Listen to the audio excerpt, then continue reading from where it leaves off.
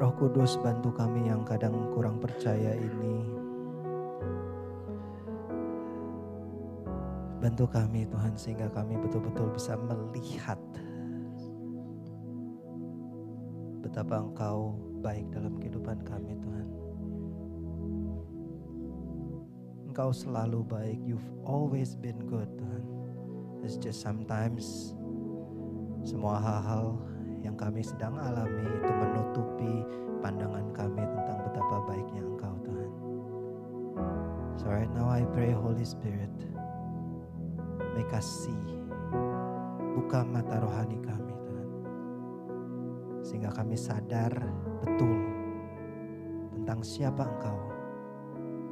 Tentang apa yang sudah Engkau lakukan Tuhan. Sehingga hati kami penuh dengan ucapan syukur. Instead of worry, instead of doubt, instead of kekhawatiran yang kami punya.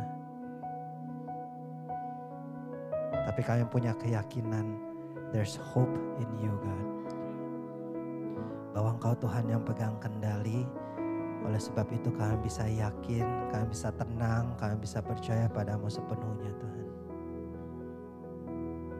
Engkau Tuhan Allah yang begitu baik dalam kehidupan kami. You've always been good in our lives, Tuhan. Let us speak to our circumstances how big our God is. Dan kami mengucap syukur punya Allah yang setia. Kami cuma mau bilang Kau Allah yang luar biasa dalam kehidupan kami, Tuhan. Kami ada hari ini semua karena anugerah-Mu saja Tuhan. And we truly believe that Tuhan. Oleh sebab itu segala kemuliaan, segala hormat, segala pujian hanya kami mau berikan padamu saja Tuhan. Gak ada dari antara kami yang mampu, gak ada dari antara kami yang bisa berjalan tanpa Engkau Tuhan. We just wanna abide in you Tuhan. Kayak mau tertanam di tepi aliran sungai yang gak pernah kering. Which is you God. Kayak mau minum dari air yang akan membuat kami gak pernah haus lagi Tuhan. Karena hanya Engkau yang bisa puaskan kami Tuhan. Kayak mau ucap syukur sekali lagi. Engkau Tuhan Allah yang hadir dalam kehidupan kami. Pegang tangan kami Tuhan. Apapun yang ingin Kau sampaikan, sampaikanlah melalui hamba-Mu hari ini Tuhan. I'm just a vessel for you Lord. Biarlah kiranya Engkau sendiri yang berbicara ke setiap hati kami Tuhan. Supaya gak ada yang miss. Supaya gak ada yang kami luput dari apa yang ingin Engkau sampaikan Tuhan. Bentuk kami, ubah kami sesuai dengan apa yang Kau inginkan. Berikan kami kerendahan hati untuk bisa menerima segala ajaran-Mu Tuhan. Biarlah hari ini kami mau belajar, kami mau mendengarkan firman-Mu saja Tuhan. Di dalam nama Tuhan Yesus Kristus kami sudah berdoa dan mengucap syukur. Amin, amin, amin. You may be seated. Silakan duduk teman-teman. Amin, amin. I think the worship today is on point dengan firman Tuhan yang akan disampaikan. Tapi sebelum saya menyampaikan firman Tuhan, ada teman kita yang baru pulang dari sebuah trip. Sebuah trip yang membuahkan banyak hal yang baik, I believe. Dan mendingan kita undang teman kita dulu untuk bercerita. Karena kayaknya perutnya udah gak enak dari tadi, dia udah mules katanya. Kalau kita taruh di akhir ibadah setelah khotbah kayaknya nanti dia gak dengar firman, jangan. Karena dia stres. Ayo Kania, mari ke sini. Yeay. Sini, jangan malu-malu. Jangan lupa akan ada singles gathering. Kenapa kalau melihat Kania bawaannya pengen promosiin singles gathering? Sini dong, jangan jauh-jauh. Nah, kenapa ada Kania di sini? Karena Kania baru pulang dari sebuah trip. Dia pergi ke Sumba, ke sebuah desa. Namanya desa apa Kania? Bunda Bella kok. Ya. Terus dia dan teman-teman, beberapa teman-teman, ada juga salah satu dari guru sekolah minggu kita juga. mereka melayani di sana. Nah, apa yang mereka lakukan? Mungkin kita akan lihat sebuah video. Nah, sembari kita lihat video, sembari nanti akan kita post dan nanti Kania bisa jelasin apa yang terjadi. Oke? Oke? It's gonna take a few moments of your time, tapi it's gonna be awesome. I think God is doing something amazing dalam kehidupannya dia dan teman-teman, and I think God is gonna bless Sumba and Bondo Bella. Yuk, coba ada videonya boleh lihat. Nah, ada suaranya?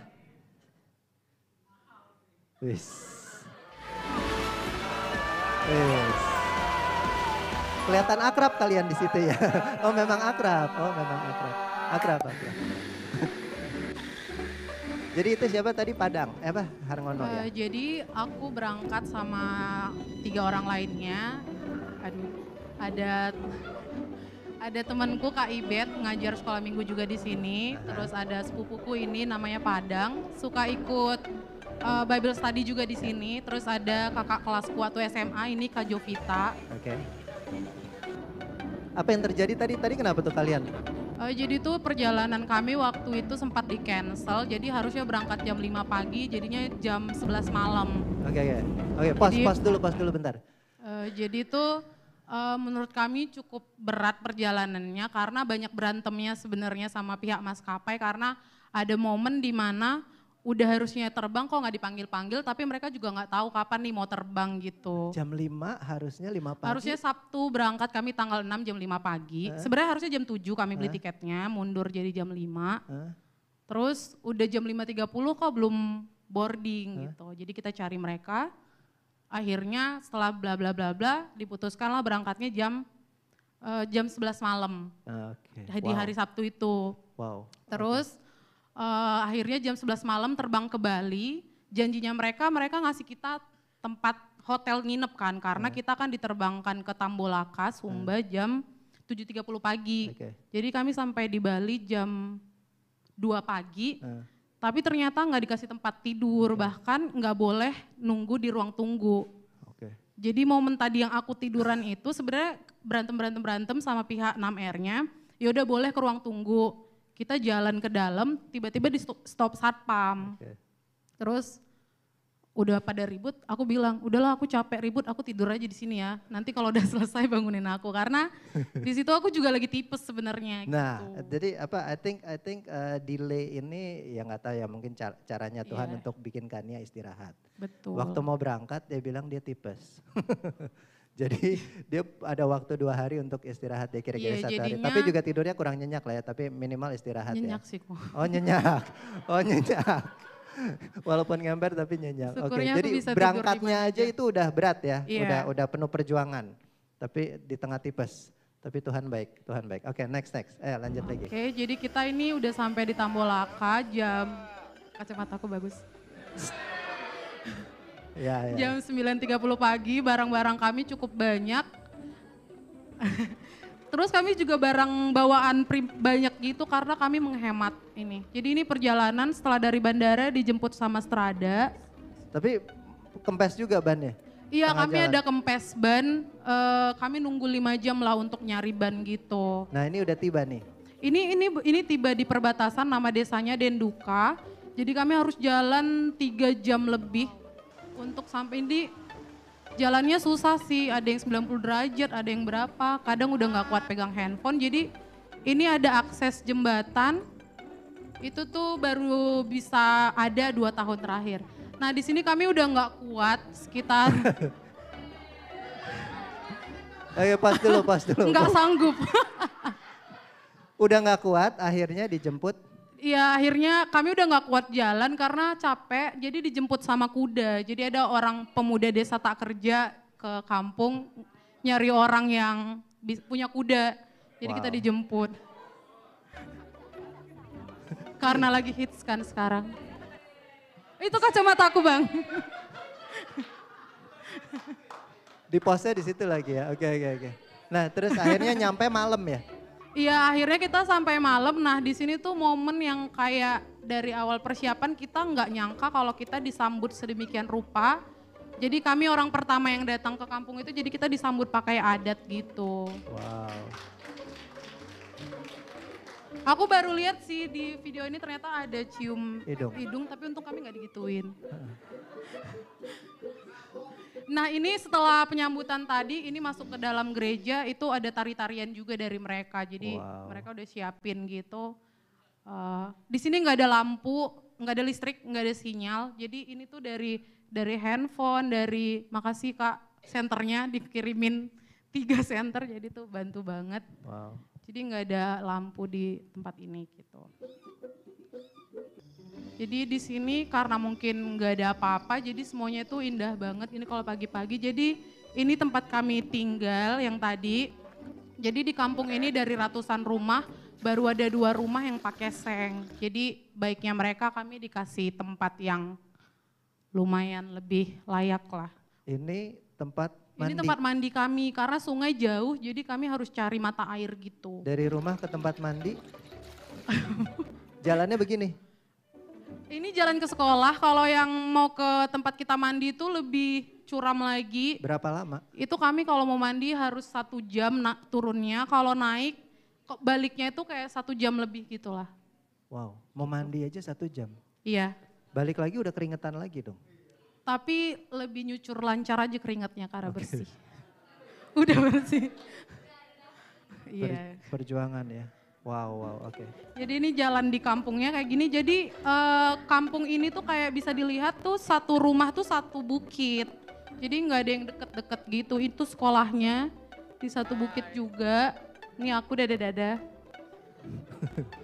Udah banyak yang nunggu. Nah, satu yang kami syukuri di sini anak-anaknya sangat excited gitu. Jadi mereka sangat cepat untuk berkumpul. Nah, ini hari pertama kami. Ada 2 sesi. Sesi pertama kami perkenalan diri sama kami udah seminggu record hari-hari kami di Jakarta. Niatnya sebenarnya biar mereka tahu dari mana kami gitu. Dan benar ternyata mereka pulau-pulau di Indonesia pun nggak tahu. Jadi emang syukurnya kami udah siapin video, kami bawa peta dari sini. Jadi kami bisa kenalin, oh ini keseharian kami kayak gitu. Jadi mengenalkan juga dunia luar karena TV pun di sana nggak ada. Ya. Oke. Wow. A day in my life.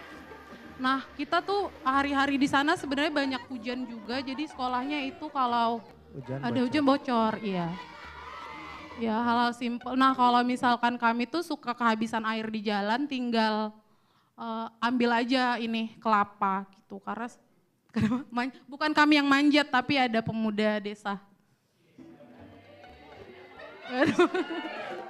Nah, ini demi bisa bonding, semua kami kerahkan kemampuan nariku. Jadi kami juga gak mau kalah karena mereka suka kumpul. Ini tuh hari kedua tetap aja mereka kumpul. Apa aja yang bisa kami ceritakan. Ini gak ada lampu sama sekali. Jadi kami juga bawa kayak hadiah-hadiah kecil, misalkan payung. Jadi kalau ada games kecil kami kasih hadiah. Nah ini kami di hari kedua kalau gak salah kami nonton film bersama. Karena di desa itu nggak punya TV, jadi kita bikin nonton film, jadi kita sewa genset gitu dan berat banget sih bawa genset itu untuk sampai ke kampung ini. Jadi kita bisa menampilin itu. Bisa dilihat tuh semua tuh excited banget untuk datang. Ini dapur rumah kami, bukan kami yang masak. Udah tahu. Pengennya bawa nastar nggak sempat. Terus sepanjang di sana, hari keberapa kami ada bawa oleh-oleh ke sana, kayak buku-buku tulis, tas, dan peralatan sekolah lainnya.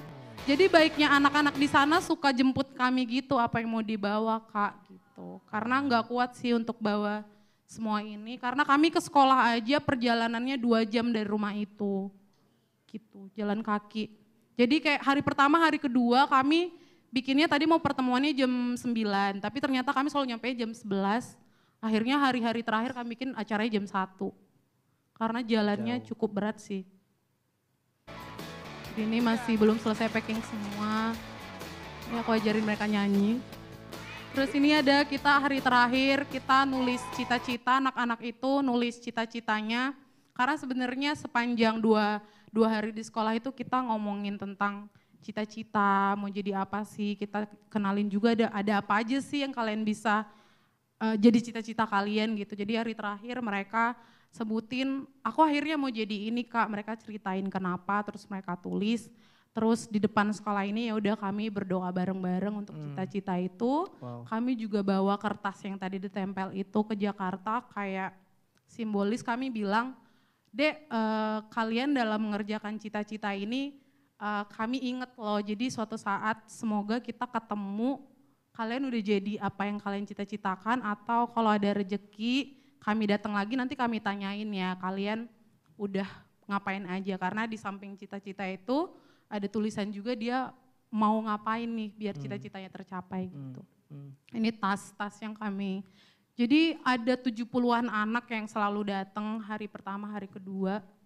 Dan mereka itu datangnya nggak tahu dari bukit-bukit mana aja, kayak selalu asal kita tanya rumahnya di mana Dek, deket nggak? Deket di mana? Ujung sana gitu, nggak tahu rumahnya yang di mana. Tapi mereka sangat-sangat semangat sih kok buat. Kalau mereka mau ke sekolah itu 2 jam. Kira-kira. Aku nggak tahu kalau mereka karena rumah dari tempat kalian yang 2 jam. Dari tempat kami itu kan sekemampuan kami jalan sejam 2 jam gitulah. Tapi kalau misalkan mereka jadi dari kampung itu kami tuh rumah kedua yang dapat dari setelah berjalan karena mungkin biar lebih dekat. Kalau rumah yang lain tuh masih jauh ke dalam. Jadi kami tuh rumah kami terus jalan ke bukit lainnya. Terus kalau ke kiri sekolah, kalau lurus gereja, jadi dekat. Ya. Ada berapa anak Tan ya? Kalau anak yang datang itu kurang lebih selalu 65 sampai 70-an gitu kok. Oke. Terus sekolahnya mereka sekolahnya di situ? Kalau yang anak-anak kecil kelas 1 sampai kelas 6 itu di kampung ini ada sekolah SD, itu sebenarnya swasta dari katanya Yayasan Tunas Timur. Tapi kalau mau SMP makanya banyak putus sekolah karena harus ngelewatin jalan yang kami tadi ke Denduka itu. Yang sungai itu tadi? Iya, kalau mau SMP tuh harus ke situ. Jadi jembatan yang tadi baru 2 tahun, dulu-dulu mereka kalau harus nyebrang sungai itu, kalau lagi tinggi mereka harus berenang. Jadi katanya ya emang harus berangkat jam 4, jam 5 pagi, basah dulu, kering di jalan baru sekolah. Ada berapa guru di sana? Di sekolah ini cuma ada 2 guru, ada 6 kelas, ruangannya cuma 3. Jadi kalau kelas 1-2 satu ruangan, 3-4 kayak gitu. Jadi nggak tahu sih gimana cara ngajarinnya. Jadi nggak heran kalau mereka nggak tahu pulau, nggak tahu banyak hal gitu. Tapi mereka bisa baca aja udah keren sih gurunya menurut aku. Keren juga mereka bisa membaca. Wow, appreciate the teachers. Oke.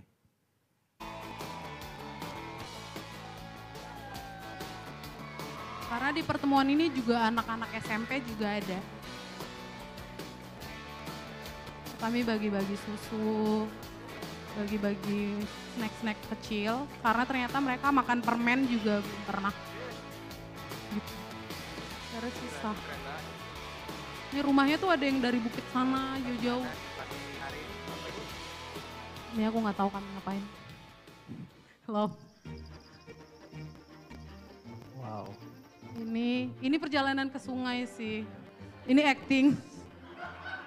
Tunggu, ada cerita bubble yang aku dengar. Oh iya, jadi sehari sebelum berangkat kami kepikiran bawa bubble sebenarnya buat mainannya kami. Karena mungkin nggak ada mainan nanti di sana, ya udah kami mainin. Terus pas mau nonton film itu, kan ternyata kami nggak ada bensin, kurang. Jadi lama banget untuk nunggu itu, jadi aku kayak iseng ngeluarin itu. Terus tiba-tiba semua anak-anak tepuk tangan, jadi itu teknologi terbarukan di sana. belum pernah ada, jadi setiap kali aku gini tepuk tangan. Jadi aku kasih, siapa yang mau nyoba, mau. Jadi satu anak tuh 2 kali, terus giliran gitu. Untungnya jadi ngulur waktu, tapi ya lucu aja sih gitu. Ini sesuatu yang keren banget lah di sana. Dipikir something simple tapi ternyata lucu. Oke, lanjut. Jadi ini kalau mau mandi ke sungai.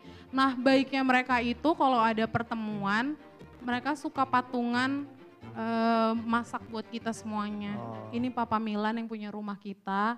Tadi ngobrolin apa tuh sama? Oh, jadi hari terakhir kami di sana, kami udah set nggak ada kegiatan sama sekali. Jadi kami pakai waktu itu untuk ngobrol sama orang-orang yang sering kami temuin, kayak ngobrol-ngobrol aja. Jadi di sini dia nangis karena tadi Mama Milan ini guru di sekolah yang itu, dia udah 4 tahun tapi dia nggak pernah digaji ternyata. Dan hatinya sebenarnya pengen banget ngajar, tapi dia bilang untuk sekarang perut anakku dulu yang aku harus prioritasin. Jadi dia berhenti baru katanya 3 bulan, jadi sambil ngobrol dia nangis gitu. Oke. Mereka juga kalau kita ngobrol nggak ada ekspektasi minta apa-apa gitu, selalu nggak ada apa-apa sih, yang penting nanti kalian kalau ketemu orang di Jakarta atau di mana kasih tahu ya ada kami di daerah ini gitu. Terus baiknya lagi beberapa orang yang kami ngobrol itu di rumahnya itu nggak ada usia orang yang harusnya sekolah, tapi tetap aja yang mereka harapkan adalah semoga suatu saat ada sekolah di sini dan semoga ada namanya Kakak Charles gitu, dia bilang semoga aku generasi terakhir yang nggak pernah keluar dari kampung ini. Mereka nggak bilang mereka harus jadi apa, cuma bilang semoga mereka bisa lihat lebih banyak dari yang aku lihat, dan mereka semua percaya itu karena pendidikan. Wow. Gitu. Jadi Mama Milan ini sebenarnya orang luar desa ini, tapi dia nikah terjebak di sini. Nggak terjebak sih, kayak ya pokoknya karena hatinya juga mungkin besar, jadi dia udah pernah kuliah IKIP di Malang. Jadi sesuai sebenarnya. Wow. Tapi dia harus berhenti. Jadi guru di sana tinggal 2. Jadi dia sambil masak aku ajak ngobrol, aku tulis-tulis. Oke, lanjut. Kenapa aku ketawa, dia nangis. Ini Papa Milan suaminya. Ini bapak aku lupa siapa. Ini yang punya rumah yang samping gereja. Ini kakak yang tadi aku ceritakan, namanya Kak Charles. Dia bilang semoga aku orang terakhir yang enggak. Iya, semoga aku orang terakhir yang nggak pernah keluar dari desa. Ini sungai yang Harus tadi ada jembatannya yang biasanya mereka berenang. Pas kami mau jalan ke kampung itu ada orang yang bawa hasil taninya, kayak cuma jagung. Aku tahu itu nilainya nggak, kalau dijual juga paling 50.000. Tapi kalau harus melintasi ini untuk jual itu harus ke desa sebelah gitu. Jadi kalau mereka mau ke pasar itu setiap hari Rabu, katanya dulu sering banget karena belum ada jembatan itu, basah dulu karena berenang, baru mereka jemur dulu baru dijual di seberang sungai gitu. Oke. Jadi perputaran ekonomi agak nggak ada sih. Ini jembatannya. Jadi nggak ada bisa kendaraan memang. Anak-anak di sana nggak pakai sendal karena emang licin. Ini pas berangkat pulang kami diantar anak-anak itu untuk bawa barang-barang kami.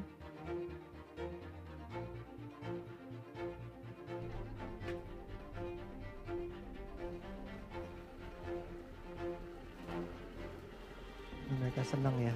Iya, jadi tuh jalan yang udah bisa mobil juga kayak gini sampai ke desa Denduka. Makanya cuma bisa mobil-mobil tertentu. Mungkin itu sih. Wow.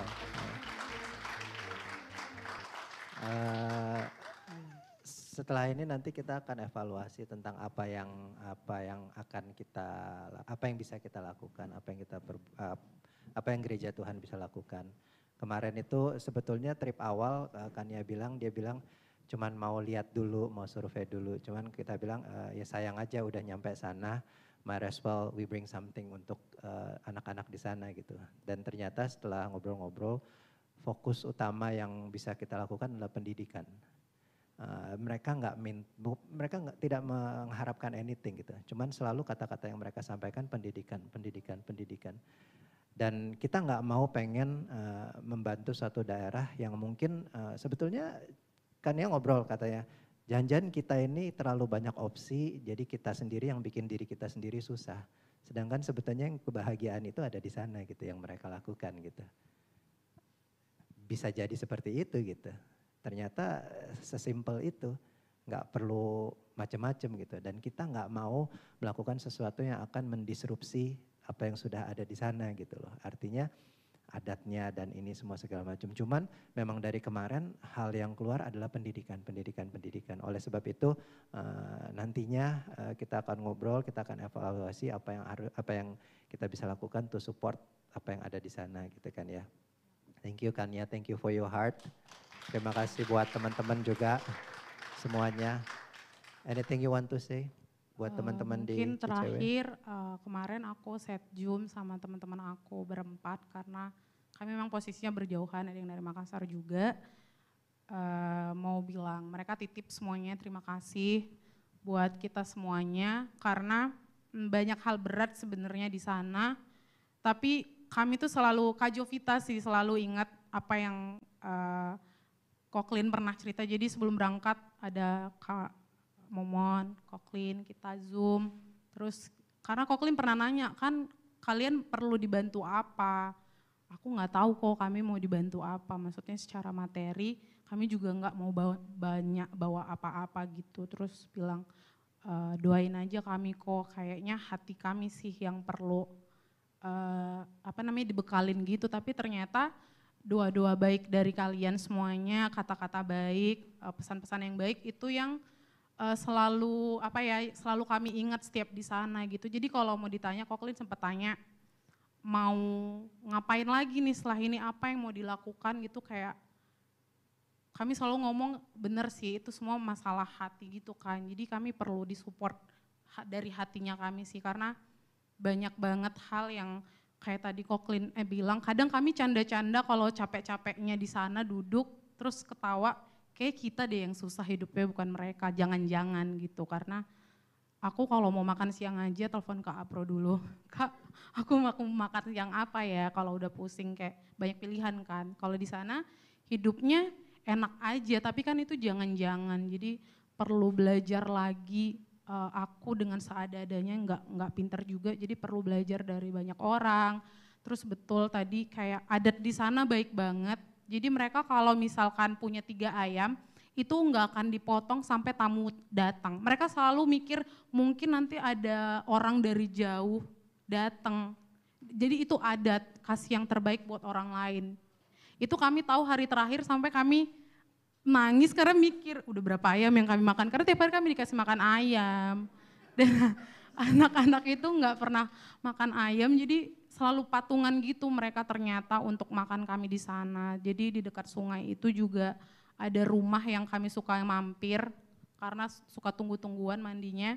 Pas masuk, boleh masuk nggak Bu? Boleh, ternyata dia lagi numbuk jagung, itu ternyata buat makanan mereka, tapi kami dikasih nasi gitu loh, dikasih nasi kayak jadi merasa bersalah. Jadi mau apapun yang aku atau orang lain kerjakan, nggak harus aku, nggak harus kami, itu yang kami tahu. Karena dulu Koklin bilang kayak pertumbuhan itu kan kerjaannya Tuhan, siapa yang mau dia pakai, ya mungkin kami cuman ya udah ngasih tahu aja, nanti kalian atau siapapun mau ngapain ya sebisa-bisanya kami akan ada, tapi kalau nggak apa-apa, kalian juga berangkat sendiri, apa yang dikerjakan gitu. Tapi karena semuanya itu sebenarnya baik, pembangunan itu kayaknya kompleks, jadi nggak mau menghilangkan hal-hal yang baik, keindahan yang kita yang susah mungkin, bukan mereka gitu. Jadi perlu banyak belajar, tapi ya doain pendidikan di sana sih sama cita-cita adik-adik itu. Jadi terakhir aku mewakili teman-temanku mengucapkan terima kasih banyak buat supportnya, doanya, materi ataupun apapun yang udah didukung, karena ternyata itu jadi bekal kami di sana gitu. Terima kasih.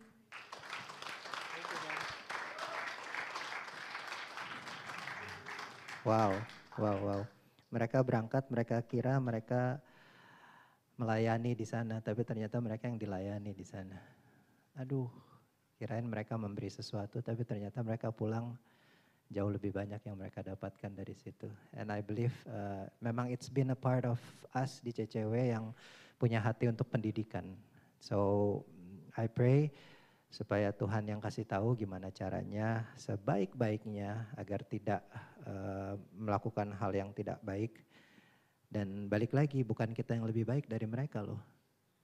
It's not kayak kita di sini terus pergi terus kayak melihat terus melakukan ini buat mereka gitu. No, it's not about that gitu.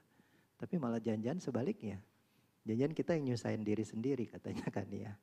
Wow, it's something to think about. Dengan begitu banyaknya opsi apapun yang kita miliki saat ini, I think gereja ada untuk memberkati lingkungan, gereja ada untuk memberkati sesama, gereja ada untuk menjadi saluran tangan Tuhan. Jadi kita tidak mengumpulkan atau kita tidak menggemukkan diri kita sendiri di sini karena buat apa, toh anyway gak dibawa mati. Tapi I believe Tuhan mau gereja ada untuk menjadi saluran berkat buat banyak orang. Terutama orang-orang yang membutuhkan atau orang-orang yang misalnya di bidang pendidikan yang harus disupport, kita support di sana. So I pray Tuhan berkati pelayanan kalian dan it's not about them. Mereka bukan orang yang hebat, mereka orang yang sehari-hari, cuman mereka punya hati aja sih. Itu aja, mereka punya hati tergerak dan bergerak. And I pray that Tuhan berkati kalian dengan apapun yang kalian butuhkan to support the ministry yang ada. Thank you guys. Nah, luar biasa ya. Hari ini aku mau sampaikan firman Tuhan tentang order of grace. Nah, mana tuh? The order of grace. Oke. Kita baca sama-sama di Keluaran 19. Keluaran 19. Oke. Sedikit lebih cepat ya, kita nggak apa ya. Aku bacain sembari teman-teman juga baca bareng. Atau teman-teman baca bareng deh sembari aku ambil barang. 3, 2, 1. Tuhan menampakkan diri di Gunung Sinai. Pada bulan ketiga,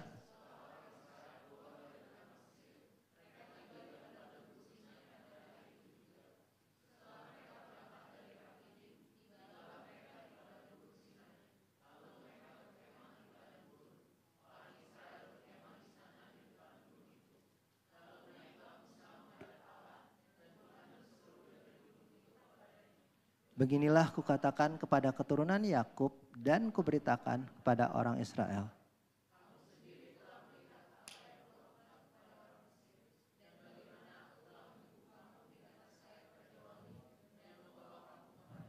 Ya.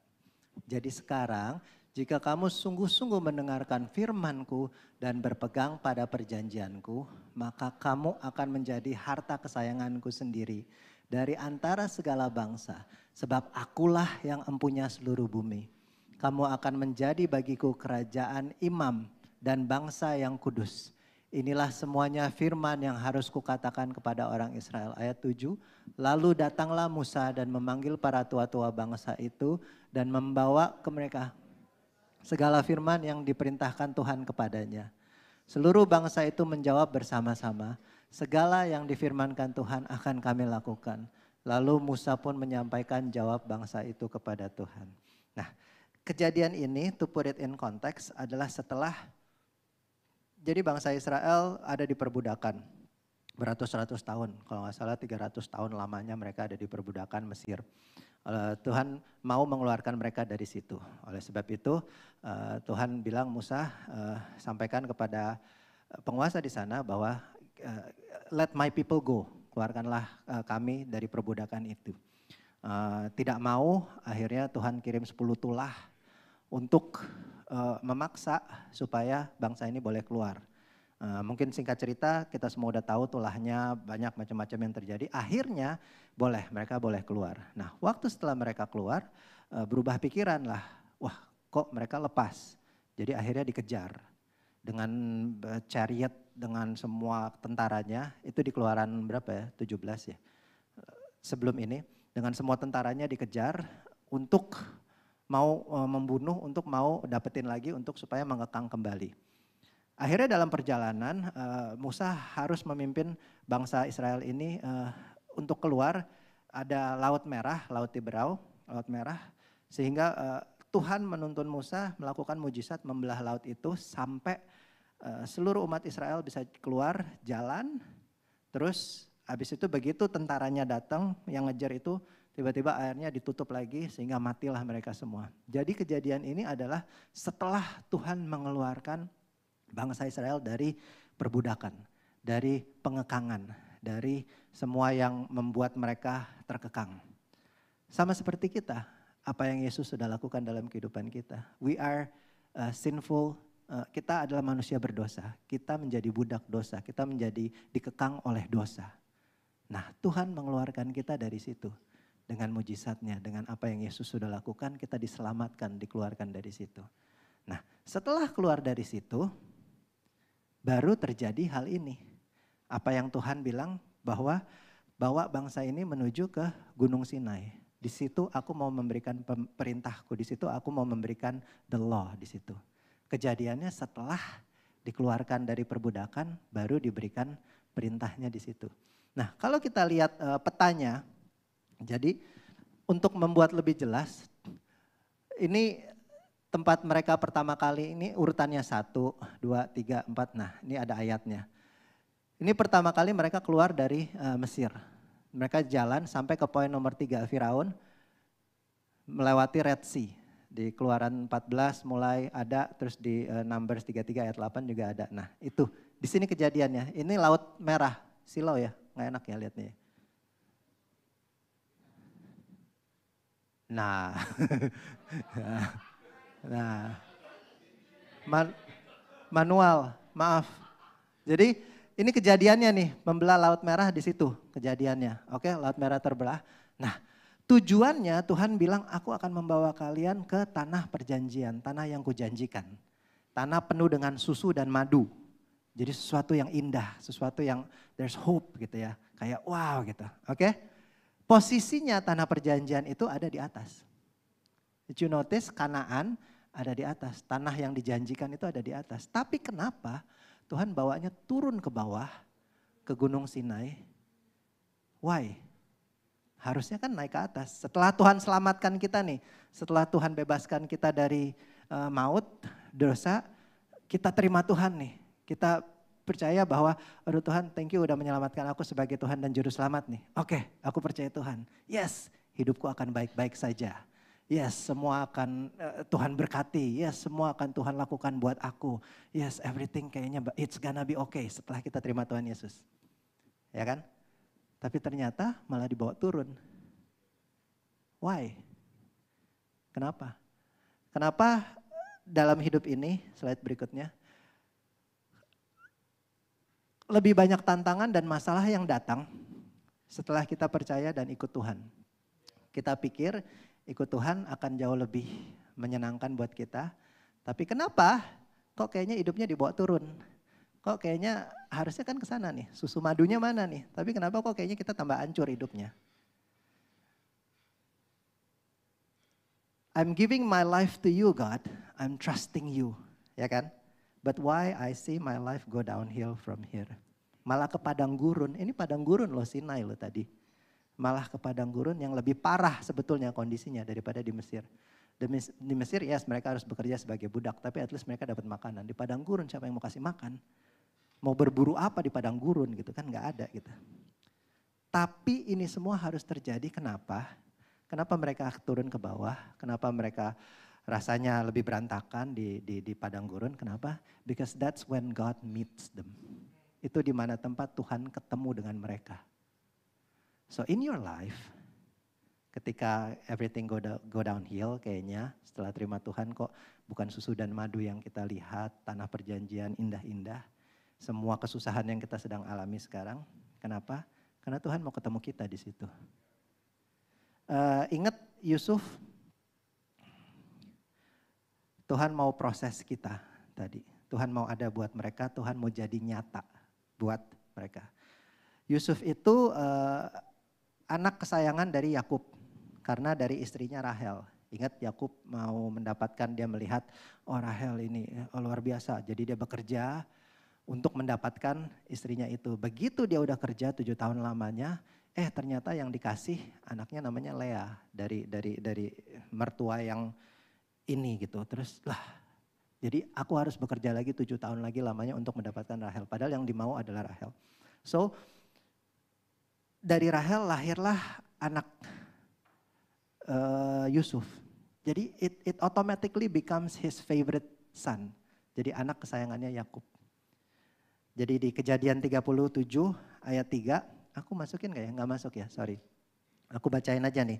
Israel atau Yakub lebih mengasihi Yusuf dari semua anaknya yang lain. Sebab Yusuf itulah anaknya yang lahir pada masa tuanya. Dan ia menyuruh membuat jubah yang maha indah bagi dia. Buat Yusuf dikasih jubah yang bagus banget karena dia sayang sama dia. Lebih mengasihi daripada semuanya. Favoritism. Oke.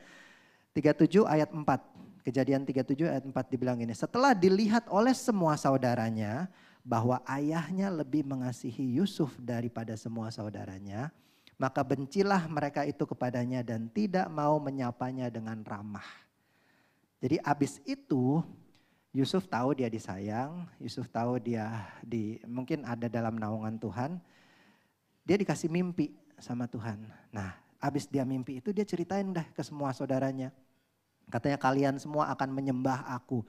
Ya mungkin polos kalian ya anak ya. Antara polos atau naif atau emang merasa lebih dari yang lain. Kalian semua akan menyembah aku gitu katanya. Jadi itu bahayanya favoritism of your kid daripada yang lain gitu. They become spoiled, they become arrogant. Mereka tahu nih aku disayang. Jadinya kayak I can get away with anything gitu. Karena orang tuaku lebih sayang aku gitu. Ada yang merasa demikian? Jadi spoiled, jadi arrogant. Nah kalau dibiarin, Yusuf ini berbahaya bertumbuh menjadi anak yang bisa hancur. Sampai segitu dibencinya saudara-saudaranya dia terhadap dia. Waktu bapaknya gak ada, bapaknya pergi, dia diambil, dimasukin ke sumur. Ingat kejadiannya? Setelah dimasukin ke sumur, dijual jadi budak. Dia lihat, wah ada ide nih, kita hilangkan aja nih anak ini, dijual jadi budak. Segitu bencinya saudara-saudaranya. Nah ketika itu terjadi dalam hidup Yusuf, waktu dia ada di dalam sumur, waktu dia dijual jadi budak, I believe dia mengenal Tuhannya ayahnya. I believe dia juga berdoa, Tuhan selamatkan aku, Tuhan tolong aku. But help never came. Gak pernah dibantu, tiba-tiba dikeluarkan gak jadi budak, tiba-tiba dikeluarkan dari sumur, enggak, help never came. Dia harus go through semua yang dia have to go through. Ketika dia berdoa, why is this happening to me? Tuhan tolong. Tapi enggak, Tuhan biarin ini terjadi. Kenapa? We'll see about that. Nah, di tempat yang sama, di daerah yang sama, namanya Dotan. Beberapa abad kemudian, di 2 Raja-Raja 6, ada seorang yang namanya Elisa. Dia lagi perang, dia dikepung, panik. Ini aku pernah khotbahin sebelumnya. Panik semuanya, terus ada hambanya datang, stafnya dia datang. Kayak gawat, lu gak lihat semua orang di luar udah mengepung kita dengan tentara kudanya. Itu semua kita udah mati lah, bahaya gitu. Terus Elisa bilang gini ke hambanya, jangan takut. Di 2 Raja-Raja 6 ayat 6 dia bilang gini, jangan takut. Sebab lebih banyak yang menyertai kita daripada yang menyertai mereka. Apa yang menyertai kita? Nggak ada gitu loh. Ayat 17 dia gini, Elisa bilang gini, Elisa berdoa kepada Tuhan. Ya Tuhan, bukalah kiranya mata hambaku ini supaya ia bisa melihat. Maka saat itu juga Tuhan membuka mata bujang ini, hamba ini, sehingga ia bisa melihat. Apa yang dia lihat? Tampaklah di gunung itu penuh dengan kuda dan kereta berapi yang mengelilingi Elisa. Seketika itu juga help comes from above. Dan benar keesokan harinya dia menang melawan perang itu. So when Elisa prayed, kenapa Tuhan langsung jawab? Tapi waktu Yusuf, dia harus go through every single thing. Apakah pertolongan Tuhan lebih buat Elisa daripada ke Yusuf? Think about it. Harusnya enak kan gitu kan. Kita berdoa, Tuhan tolong aku. Tuhan aku lagi dalam bahaya. Tuhan aku lagi dalam sumur. Tuhan aku kegelapan. Aku gak tahu mesti ngapain. Tuhan tolong aku. Tiba-tiba Tuhan bukakan mata kita. Tuhan langsung jawab. Enak kan kali gitu. Di satu sisi kita lihat Yusuf bertahun-tahun have to go through menjadi budak, to serve, melakukan semua hal yang gak enak. Malah lebih hancur kayaknya kondisinya dari waktu dia di rumah bapaknya. Tapi di sisi lain Elisa berdoa sekali kereta kuda berapi datang. Why? Tuhan lebih sayang Elisa atau enggak?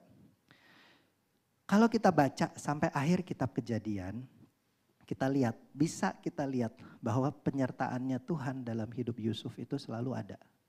Bukannya Tuhan gak nolong dia, bukannya Tuhan gak sertai dia. Tuhan tetap ada bersama dia, pegang tangan dia. Sampai Kejadian 50 ayat 20 bilang begini nih. Akhirnya nih, kita tahu Yusuf akhirnya jadi raja. Karena hikmatnya lah, apa semua segala macam, akhirnya dia jadi raja. Terus saudara-saudaranya yang buang dia tadi datang minta tolong karena ada kelaparan, tolong kami gitu, kami nggak tahu gitu. Akhirnya dia bilang gini ke saudara-saudaranya. Yusuf bilang, Kejadian 50 ayat 20 bilang begini. Kalian telah bermufakat untuk berbuat jahat kepada saya. Tetapi Allah mengubah kejahatan itu menjadi kebaikan. Supaya dengan yang terjadi dahulu itu banyak orang yang hidup sekarang dapat diselamatkan. Dari seorang spoiled brat, dari seorang teenager yang terlalu dimanja sampai merasa entitled dan segalanya, sampai memperlakukan saudaranya seperti itu, diproses Tuhan dengan hardship, dijual dan semua segala macam, sampai titik di mana ketika ia menjadi raja dia bilang gini, semua yang buruk yang terjadi dalam kehidupanku, ternyata itu untuk kebaikanku loh. Ternyata Tuhan lakukan itu untuk kebaikanku. Karena kalau itu semua gak terjadi, aku gak bisa menolong orang saat ini. So kalau ditanya sebenarnya Tuhan lebih sayang Yusuf atau Elisa? Sama. Cuman bedanya yang dibutuhkan Elisa saat itu adalah peperangan fisik. Karena lagi diserang peperangan fisik, dia berdoa pertolongan Tuhan nyata. Itu yang dibutuhkan Elisa. Tapi yang dibutuhkan Yusuf adalah perubahan karakter. Karena dia dimanja, dia terlalu di favorite, dia terlalu ini. Jadi perubahan karakter, perubahan mental, perubahan pola pikir, perubahan cara dia bertindak. Itu yang Tuhan mau ubah. Yang Tuhan mesti tolong kalau di Elisa adalah fisiknya, pertolongan langsung. Yang Tuhan mesti tolong dalam kehidupan Yusuf adalah his character, dalamnya. Bisa gak Tuhan tiba-tiba nurunin kereta kuda, bilang ke Yusuf waktu dia di dalam sumur, terus tiba-tiba, kamu tuh terlalu dimanja gitu. Ini nih semua segala macam, bisa gak? Ya bisa aja gitu. Tapi will it help him? Menurut aku enggak. Kita punya anak yang lagi preteen sekarang, itu Yusuf is a teenager. Kita punya anak yang lagi preteen sekarang, yang sedang stres menghadapi ujian, tadi di belakang dia lemas. Kelas 6 mau ke SMP, lagi mau ujian gitu. Kita kasih tahu apa, dia lawan balik. Kita kasih tahu ini, dia bahas. Kita kasih tahu ini, dia negotiate his way around. Ih gitu sampai sebel gitu loh, ngasih tahu this teenager gitu. Ya mungkin itu yang Yusuf butuhkan. Everything happen in his life is for a reason. Dan ternyata itu tuntunan Tuhan loh. Ternyata itu caranya Tuhan, ternyata itu pertolongan Tuhan. Bukan berarti Tuhan gak sayang sama dia. Justru karena Tuhan sayang sama dia, he have to go through all this supaya ininya berubah. Supaya dia sadar bahwa keburukan yang terjadi padaku ternyata adalah kebaikan untukku. John Newton bilang begini, no one ever learned that they are a sinner by being told. They have to be shown. Gak ada yang bisa belajar kalau mereka tuh ternyata seorang berdosa dengan cara dikasih tahu. Lu tuh jahat, lu tuh berdosa gitu. Gak bisa, dia mesti lihat sendiri. Ya benar sih, anak-anak ya my preteen boy udah dikasih tahu nih bakalan kayak gini. If you take this path bakalan kayak gini. Ya udah nggak apa-apa, I'm willing to try. Aduh, gila. Ya udah nggak apa-apa gitu. But waktu dia jatuh, I'm there to hold him supaya dia nggak tergeletak. Tapi biarin aja dia jatuh gitu. Kadang-kadang biarin aja nih anak nih, biarin aja dia ngelakuin. Bener kan kejadian gitu. Nah tapi waktu bener kejadian sebagai orang tua kita nggak bisa bilang I told you so gitu. Nah kan gitu enggak. Ya udah. Gimana kira-kira apa yang harus, what did you learn from this? Gini. Oh aku gini. Oh ya udah. They have to experience. Mereka mesti ditunjukin, mereka harus ngejalanin itu sendiri. Ya sama sih sama kita. Kayaknya sebenarnya kita udah tahu ya. Aduh nih nggak kayak gini nih. Tapi ya kita jalanin sendiri. Dan Tuhan bilang apa? I told you so. Enggak. Tuhan tetap pegang kita sih. Tuhan tetap peluk kita waktu kita jatuh. Dan Tuhan bilang ayo let's go again. Ayo jalan lagi. Dibutuhkan bertahun-tahun buat bentuk Yusuf. Tuhan untuk membentuk Yusuf lewat tuntunannya, lewat pertolongannya, yang mungkin menurut Yusuf kok hidup gua jadi lebih parah ya dari sebelumnya. Nah now we look at our lives. Apakah kita sekarang lagi baik-baik aja atau tidak? Kalau kita tidak lagi dalam kondisi yang baik-baik saja, coba tanya, Tuhan tuh mau proses apa sih dalam hidupku?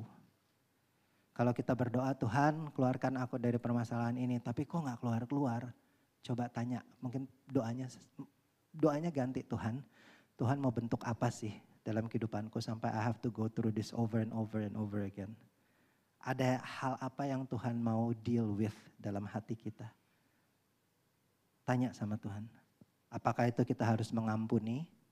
Like last week, Pastor JJ bilang mengampuni to do deep clean.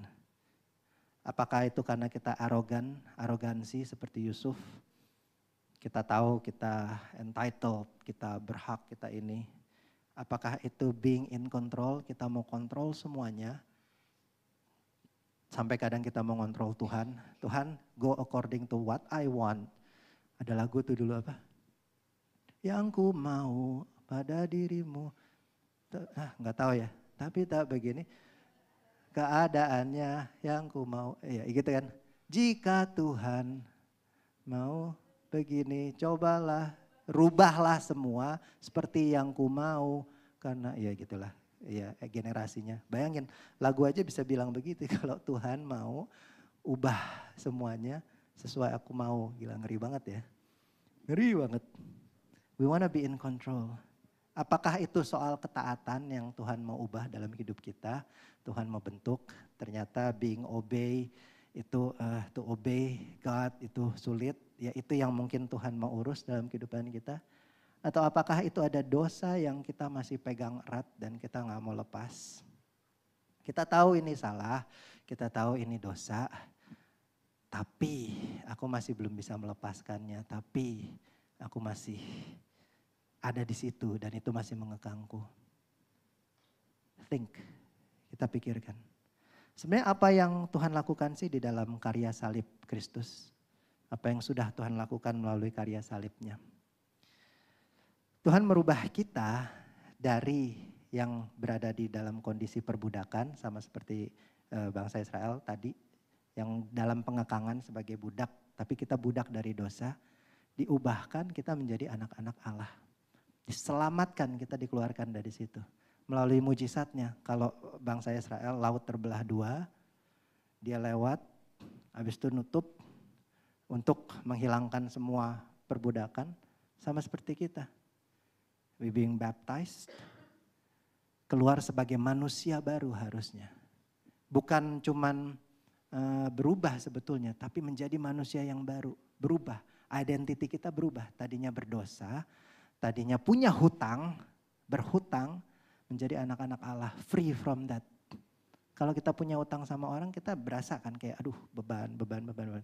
Tapi at that point tiba-tiba utang kita dihilangkan, gone. Beda cara kita berpikir, cara kita melakukan, cara kita bertindak lain. Karena rasanya kayak lega gitu. Coba bayangin semua utang Anda sekarang saat ini berapapun harganya tiba-tiba dihapus gitu. Pemerintah bilang semua hapus, hilang gitu. Wah, itu beda banget ya. Kayaknya jalan ringan ya kayak gitu kayak. Hah? Apakah kita akan ambil utang lagi setelah itu? Nah, pasti dong katanya. Gimana ya? Gitu lagi. Salib Kristus harusnya kasih kita lensa baru dalam melihat dunia. Ini cara pandang kita diubah dengan lensanya Tuhan. Semua yang kita lihat, kita harus lihat melalui kasih Tuhan. Melalui apa yang sudah Tuhan lakukan. Itu semua beda. Currency kehidupan kita juga berubah. Kalau kita orang Indonesia pergi ke luar negeri, semua harga kita rupiahin dulu kan, kita kursin kan. Buset, makanan mahal benar karena kita kursin ke rupiah. Dolar sekarang naik, wah tambah mahal. Semuanya gitu, semua kita lakukan kita kursin rupiah. Nah currency kehidupan kita juga harus berubah. Ketika kita sadar apa yang sudah Kristus lakukan dalam karya salib itu. Semua harus kita ukur melalui Injil, apa yang sudah Tuhan lakukan. Jadi enggak kita kursin lagi ke currency kita yang lama, tapi currency yang baru. Pola pikir kita berubah. Metanoia. Nah, yang belum daftar retret, please daftar. Metanoia, perubahan pola pikir, perubahan pemikiran, perubahan cara kita melihat sesuatu. Pertobatan itu adalah di karya salib Kristus. Sehingga berubah dari anak biasa jadi anak raja, identitasnya beda. Tapi setelah ini semua berubah, cara kita menjalankan hari-hari kita ini belum tentu langsung switch. Kita masih have to adjust. Ya dong? That's why setelah Tuhan keluarkan orang Israel dari perbudakan di Mesir, Tuhan juga harus proses agar supaya mentalitas budak ini keluar dari orang-orang Israel ini. Getting the Israel out of slavery was easier than getting the slavery out of Israel. Dibutuhkan proses. Makanya nggak langsung naik ke atas tanah perjanjian, tapi turun dulu ke bawah ke padang gurun. Kenapa di padang gurun ketemu yang namanya penyertaan Tuhan. Tuhan kami lapar, Tuhan kasih roti mana. Tuhan kasih burung, Tuhan kami panas, Tuhan kasih tutupan, Tuhan kami dingin, Tuhan kasih api buat ngangetin. Itu adalah the way God wants to meet us di situ. Nah, ada urutannya dan urutan ini nggak boleh kebalik. The order of grace. Kalau kita baca ayat tadi jelas banget urutannya 4, 5, 6. Itu dijabarin urutannya. Yang pertama gini, kamu sendiri telah melihat apa yang sudah kulakukan, apa yang kulakukan kepada orang Mesir dan bagaimana aku telah mendukung kamu di atas sayap Raja Wali. Tuhan udah ambil kita, Tuhan udah angkat kita di atas sayap Raja Wali. Pernah lihat Raja Wali berburu? Pernah lihat Raja Wali nangkep sesuatu? Set, dia keker, dia tangkep, digrab, dibawa terbang. Yang ditangkep harus ngapain untuk bisa terbang? Ya, dia nggak ngapa-ngapain karena dia udah ditangkep, digrab, diangkat aja udah begitu. Nothing that we do bisa membuat Tuhan lebih sayang sama kita. Nothing that we're doing bisa membuat Tuhan bisa lebih menyelamatkan kita. Enggak, semua inisiatifnya Tuhan. Ditangkep, diangkat kita. Di atas sayap Raja Wali, kalau tadi perburuan ditangkapnya di Kelo, ini kita ditaruh di atas sayapnya, dipeluknya. Dan membawa kemana? Tuhan bawa kita kepadanya. Kita pikir kita yang kejar Tuhan, kita pikir kita yang cari Tuhan. Tapi enggak, Tuhan sudah lebih dahulu ngejar kita dan tangkap kita. Itu yang Tuhan lakukan, bawa lebih dekat kepada Tuhan. Itu yang Tuhan lakukan. Tapi banyak dari kita saat ini kayaknya pengennya let me do it my way. Tapi itu yang Tuhan mau, come to me. Semua yang letih lesu dan beban berat, aku akan memberikan kelegaan kepadamu. Itu urutan yang pertama. Apa yang sudah Tuhan lakukan di atas kayu salib, pindahin kita, merubah cara pandang kita, semuanya. Urutan yang kedua apa? Baru setelah Tuhan selamatkan, baru dia bilang gini, jadi sekarang jika kamu sungguh-sungguh mendengarkan firmanku dan berpegang pada perjanjianku, maka kamu akan menjadi harta kesayanganku sendiri. Dia bilang apa di sini?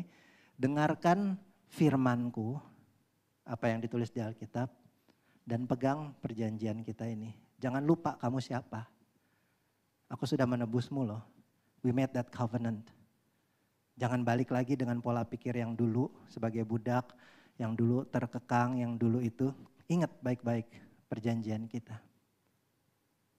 Maka kalau kita lakuin ini semua, kamu akan menjadi harta kesayanganku sendiri. Imagine kita menjadi harta kesayangannya Tuhan tuh kayak apa sih? Kalau kita punya harta kesayangan, kita jaga baik gitu, kayak something yang we treasure. Kita jaga, kita nggak mau sampai dia hilang. Dan Tuhan mau itu dari kita.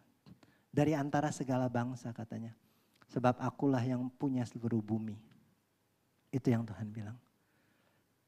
If we do His words, if we do perintahnya, maka kamu akan menjadi bagiku kerajaan imam dan bangsa yang kudus. Kerajaan imam ini apa sih? Apa tugasnya imam?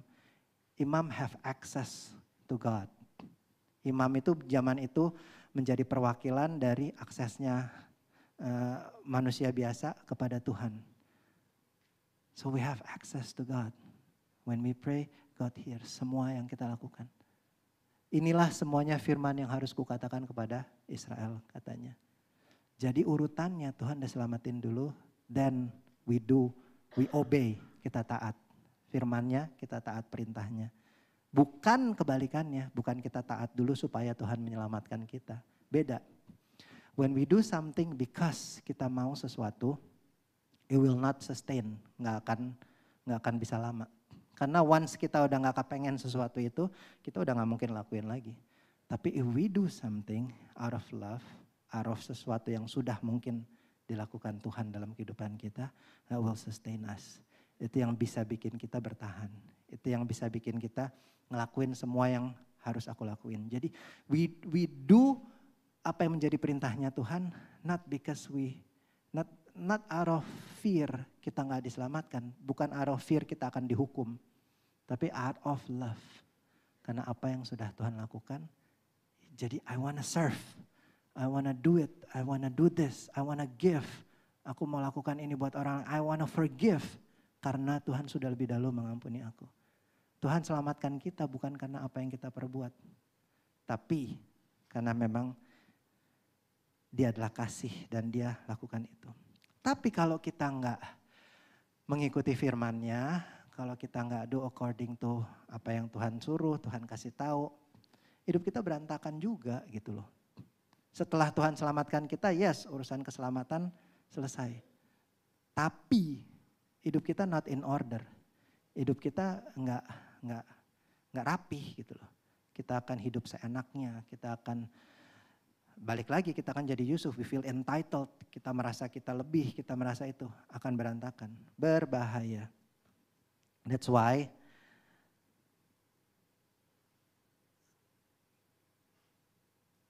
sampai mana kita? Oh ya, I save you kata Tuhan, now you can obey me, now you can trust me. Bukan kebalikannya, if you obey me then I will save you. Itu penting sekali, urutannya seperti itu. Nah, aku mau balik lagi waktu kejadian Laut Merah terbelah dan rakyat Israel berjalan. Aku kebayang ya kalau waktu itu aku ada di situ, there are two types of people yang ngelewatin laut itu. Satu mungkin orang yang waktu kejadian mujizat, kejadian orangnya jalan, orangnya lihat, itu kan tembok air terbelah. Orang pertama mungkin kayak, wow, Tuhan gue keren banget. Gila, Tuhan gue keren banget. Kalau Tuhan bisa bikin kayak gini, siapa yang bisa lawan gue? Itu orang pertama. Mampus lu semua orang-orang yang ngejar di belakang gitu loh. Ini Tuhan keren banget. Itu orang pertama. Ada orang kedua yang lewat mungkin rada di belakang nih ya. Yang rada deket-deket sama yang ngejar. Wah mampus gue. Nih at any time dia bisa nutup nih. Bisa jadi dia nutupnya kena gue nih. Mati gue. At any time dia bisa collapse gitu kan. Tapi dua-duanya selamat gak at the end? Dua-duanya Tuhan selamatin. So Tuhan selamatkan kita bukan berdasarkan besarnya iman kita. Ada orang yang bilang bahwa Tuhanku hebat, Tuhanku kuat hebat. Ada orang yang mungkin kayak aduh gawat nih Tuhan tolong. Tetap Tuhan selamatin, gak beda. Nah perbedaan itu ada di trusting God setelahnya. Itu keselamatan beres. Mau kamu percaya besar, mau Tuhan tolong, sama tetap selamat. Tapi setelah itu waktu di gurun, beda. Kalau Tuhan udah tolong gua di Laut Merah yang tadi, masa Tuhan gak bisa bantu gua untuk melewati padang gurun ini? Perbedaannya di situ. Kalau yang tadi, aduh gua udah pas-pasan, gua gawat nih at any time bisa ketimpa gua. Waduh, sekarang padang gurun lagi. Waduh, gua mesti ngelewatin ini lagi. Nah, perbedaannya di situ. Keselamatannya sama. Tuhan selamatkan. But the way you walk in this life setelah diselamatkan matters. Juga berpengaruh. Makanya Yusuf diproses. Karena ada hal-hal yang mungkin harus diproses dalam kehidupan kita. Kalau kita cuma stop di anugerah aja, maka gak akan ada order dalam kehidupan kita. We will take grace of God for granted. kita akan jadi manja. That's why we need to obey. Ketaatan itu mahal harganya. Taat itu krusial. Taat itu krusial. Keren banget sih aku ngelihat kata taat ini mau dibolak-balik kayak apa juga tetap sama. Mau dari depan, mau dari belakang sama aja, tetap taat. Kalau kita baca ayat lanjutannya di Keluaran 19, kita bisa melihat bahwa, boleh bantu aku di keyboard? Firman-Nya bilang begini, yang pertama, tadi itu baru bagian pertama dari khotbah saya. Bahwa Tuhan selamatkan kita, that's why ketaatan. Kita harus taat, we need to obey. Taat akan Tuhan. Bagian yang kedua, kalau kita baca lanjutannya, ini tentang takut akan Tuhan. Kalau tadi taat sama Tuhan, yang kedua takut akan Tuhan. Nah ini yang ngeri nih. Ayat 9, Keluaran 19, aku sambil bacain ya. Berfirmanlah Tuhan kepada Musa, sesungguhnya aku akan datang kepadamu. Siapa yang datang?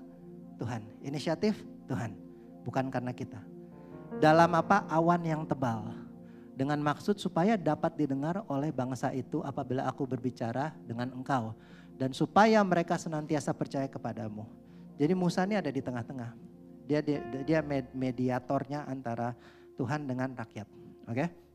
Lalu Musa memberitahukan perkataan bangsa itu kepada Tuhan. Berfirmanlah Tuhan kepada Musa, dia bilang ini, pergilah kepada bangsa itu, suruhlah mereka menguduskan diri pada hari ini dan besok, dan mereka harus mencuci pakaiannya. Kenapa? Karena Tuhan mau datang. Karena Allah Maha Kudus, Maha Kuasa, dia mau menunjukkan dirinya, mereka harus kudus, mereka harus order, mereka harus benar. Kenapa? Kalau enggak mereka mati. Karena Tuhan dan dosa tidak bisa menyatu, gak bisa ketemu. Menjelang hari ketiga mereka harus bersiap, sebab pada hari ketiga Tuhan akan turun di depan mata seluruh bangsa itu di Gunung Sinai. Ayat 12, sebab itu haruslah engkau memasang batas bagi bangsa itu, berkeliling sambil berkata, jagalah baik-baik, jangan kamu mendaki gunung itu atau kena kepada kakinya, sebab siapapun yang kena kepada gunung itu pasti mati, pasti dihukum mati. Tuhan tahu dia kudus dan ini semua umat berdosa. Itu bersatu mati. Tangan seorang pun tidak boleh merabanya, sebab pastilah ia dilempari dengan batu atau dipanahi sampai mati. Baik binatang maupun manusia, ia tidak akan dibiarkan hidup. Hanya apabila sangkakala berbunyi panjang, barulah mereka boleh daki. Dikasih tahu nih urutannya, nggak boleh salah, karena kalau salah mati, salah mati. Gila, ribet banget ya kalau kita hidup zaman itu ya. Mati semua kali kita di sini. Jangan-jangan gue yang paling dulu mati nih. Aduh Tuhan, ampuni hamba-Mu. Lalu turunlah Musa dari gunung, mendapatkan bangsa itu. Dikasih tahu semua itu, disuruh kuduskan diri, cuci pakaian. Lalu kata Musa kepada bangsa itu, bersiaplah menjelang hari yang ketiga dan janganlah kamu bersetubuh dengan perempuan. Kuduskan dirimu, sucikan dirimu. Dan terjadilah pada hari ketiga, waktu terbit fajar, ada guruh dan kilat, dan awan padat di atas gunung dan bunyi sangkakala sangat keras. Saking ngerinya waktu Tuhan hadir, sampai gemetarlah seluruh bangsa yang ada di perkemahan. Mereka lihat kuasanya Tuhan, gemetar semuanya, takut akan dia. Lalu Musa membawa bangsa itu keluar dari perkemahan untuk menjumpai Allah dan berdirilah mereka pada kaki gunung. Gunung Sinai ditutup seluruhnya dengan asap. Karena Tuhan turun ke atasnya dalam api. Asap, api. Asapnya membumbung seperti asap dari dapur dan seluruh gunung itu bergetar sangat. Semua gempa bumi, Tuhan turun. Ditaruh asap dulu, baru Tuhan turun sebagai api di atasnya. Bunyi sangkakala kian lama keras. Lalu berbicaralah Musa, lalu Allah menjawabnya dalam guru. Why api dan asap ini penting? Tuhan yang begitu agung, Tuhan yang begitu maha kudus, dia akan menampakkan dirinya sebagai api. Karena itu kuasanya dia. Burning bush, api, ketika banyak hal, api. Tapi dia jagain umatnya dengan awan. Karena awan adalah kasihnya. Sehingga api gak langsung ketemu dengan mereka, tapi ada kasih Tuhan di situ Yang dia tutupi kita dengan kasih-Nya. Tapi Tuhan tetap api. Tuhan tetap maha kuasa. Tuhan tetap Allah yang menakutkan kalau digambarkan di situ. And yes, we need to fear Him. Yes, we need to honor Him. Yes, kita harus hormati Tuhan. Because He is God. Tapi yang selama ini kita lihat mungkin kasih-Nya Tuhan aja. Mungkin awannya Tuhan. Setengah aja Tuhan taruh situ. Karena kalau enggak, taat kepada Tuhan itu ngikutin prosesnya Tuhan. Tapi takut akan Tuhan, talks about respecting God. Karena dia Tuhan. Kalau kita hidup, lakukan kehidupan kita dengan takut akan Tuhan. Cara kita bertingkah harusnya beda waktu ada hadirat Tuhan. I once said this. Tuhan itu singa dari Yehuda. Bedanya singa di kebun binatang sama singa di hamparan Afrika itu beda. Kalau singa di kebun binatang kita bisa kasih makan. Kita kayak, karena kenapa? Kebun binatang itu diciptakan to entertain us. Diciptakan untuk mengentertain kita manusia. Makanya kebun binatang. Nyetir, ya jangan buka kaca juga sih, tapi kita bisa lihat singanya. Bahkan ada beberapa kebun binatang bisa feeding the lion gitu. Segitu disrespectfulnya kita terhadap singa yang sosok yang Eden. Coba angkat kandangnya, buka, buang semua kandang itu, kita ada di situ. Gak berani kita bawa daging, ayo sini gitu. Mana berani, gerak aja gak berani kali. Karena God is not here to entertain you.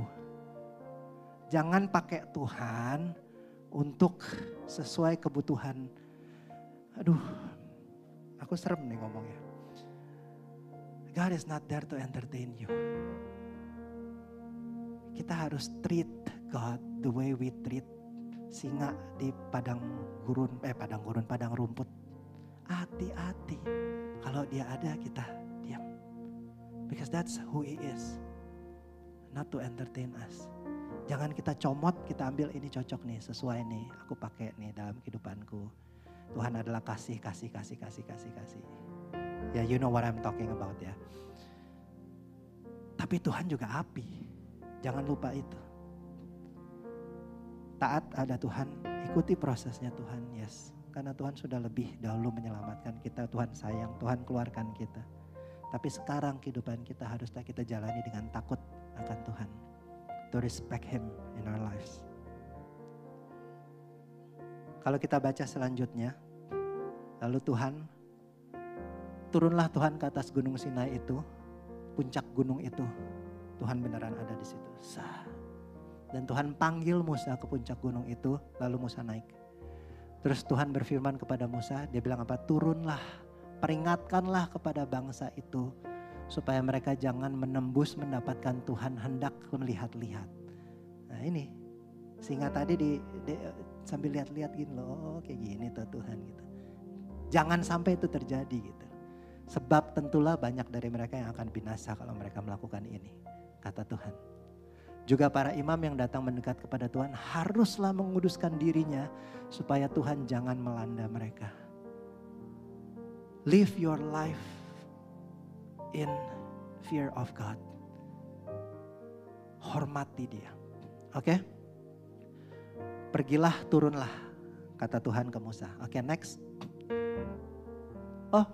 Oh sorry, ini udah next ya. Lalu berkatalah Musa kepada Tuhan, Tuhan gak mungkin bangsa itu mendaki gunung ini. Sebab engkau sendiri kan udah kasih tahu kan kepada kami bahwa kita harus pasang batas di gunung dan itu kita harus kudus datangnya gitu.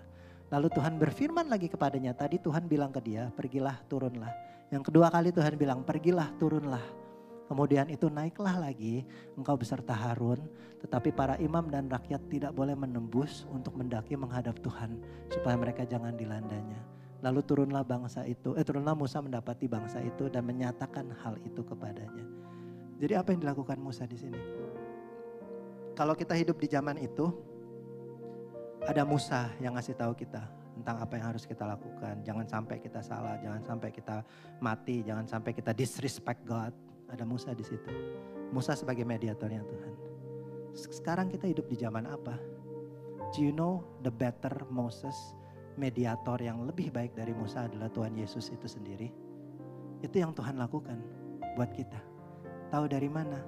Ada ayatnya bilang begini.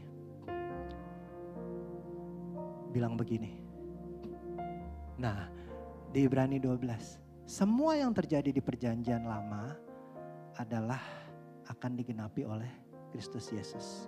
Itu yang terjadi. Jadi semua ini nyambung. Jadi jangan bilang ini nggak relevan buat kita karena nyambung. Akhirnya ke sini. Nah, akhirnya dibilang apa di sini? Sebab kamu tidak datang kepada gunung yang dapat disentuh dan api yang menyala-nyala, kepada kekelaman, kegelapan dan angin badai. Remember apa yang terjadi tadi? Sama persis loh. Sama persis dibilang. Gunung yang tidak dapat disentuh.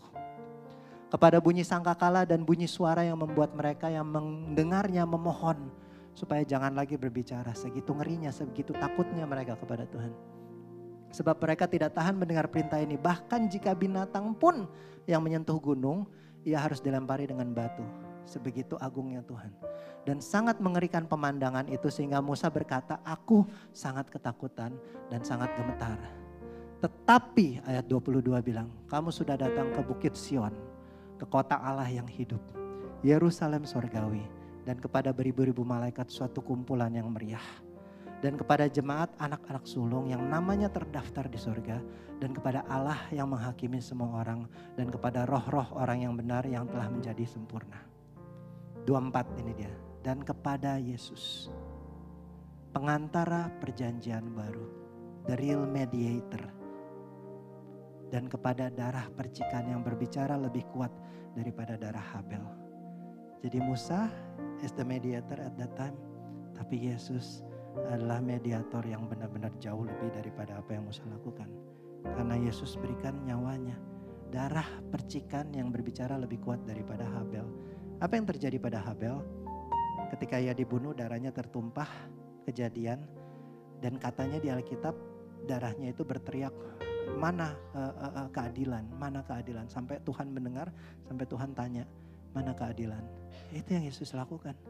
Seorang yang gak bersalah dihukum, tapi hukumannya itu bukan berteriak mana keadilan. Dia gak teriak mana keadilan, tapi dia berteriak grace. Dia berteriak kasih karunia. This is why I love you. Darah yang tertumpah itu bilang, I love you this much. Untuk kamu menyanyiakan hidupmu, sayang. Because I've done this for you. Sudah kulakukan semua untukmu. Inilah kasihku. Kalau engkau melihat kasihnya Tuhan itu bagaikan awan yang mengelilingi kita, jangan lupa juga bahwa Tuhan adalah api yang bisa menghanguskan. Oleh sebab itu, taat, yes. Why kita taat? Karena semua udah Tuhan lakukan. That's why we obey Him. Supaya minimal in order lah kehidupan kita jalani di dunia ini. Taat sama Tuhan. Setelah itu kita juga harus tahu bahwa we need to live in ketakutan akan Tuhan. Takut akan Tuhan. Bukan karena takut dihukum, tapi takut menyakiti hatinya. Takut, segan, tapi hormat in respect sama Tuhan. So when we're doing our lives, ingat, ada gak yang Tuhan mau proses dalam kehidupan kita? Let God be God. Biarlah Tuhan jadi Tuhan dalam kehidupan kita. Kalau emang harus diproses, let Him process it. Kalau kita balik lagi, ngulang-ulang lagi, kok kayaknya di situ lagi, ya mungkin itu Tuhan mau proses sesuatu dalam kehidupan kita. Jangan keraskan hati kita, jangan lawan, jangan bilang bahwa we are in control, jangan mau pegang kendali semuanya sendiri. Tapi lembutkan hati kita, rendahkan hati kita, supaya Tuhan yang bisa berurusan dalam kehidupan kita. Amin. Tadi during the worship, I saw my boy di situ, dia stres, dia diam, dia kayak diam gitu. Kelihatan banget lah modelnya, ada yang biasanya cheerful terus dia diam. Terus aku tanya, are you stressful, mau ujian? Dia bilang iya. That's all he thinks about ujian di pikirannya dia. Terus aku kirim ayat. Aku kirim ayat ke dia. I believe God is doing something in his life, dan biarkan Tuhan urus, Tuhan bentuk dia. He have to go through this, and I let God bentuk dia. Ayat yang aku kirimin ke dia bilang gini, 1 Peter 5 verse 7, 1 Petrus 5 ayat 7 bilang gini, so humble yourselves under the mighty power of God. It's not you. You're not powerful. You're not strong enough. You don't have what it takes to go through everything in your life. So humble yourself under the mighty power of God. And at the right time, He will lift you up in honor. Pada waktu yang tepat, Tuhan akan angkat kamu dengan penuh kehormatan. Waktu yang tepat itu kapan? When God sees you ready. Waktu Tuhan lihat, oke, udah waktunya nih. Waktunya Tuhan, bukan waktunya kita. At His time. Ayat 7, 1 Petrus 5 ayat 7 bilang gini, give all your worries and cares to God, for He cares about you. Di ayat 6-7 ini suatu rangkaian. Seringkali kita cuman ambil ayat 7-nya aja. Serahkanlah seluruh kekhawatiranmu kepada Tuhan, karena Tuhan sayang sama kita. Tapi kita lupa ada ayat 6 sebelumnya. Humble yourselves under the mighty power of God. Kalau Tuhan mau urus, kalau Tuhan mau bentuk, let Him be God in your lives. And at the right time, at His time, Dia yang akan angkat kita in honor. Yuk kita tundukkan kepala sama-sama.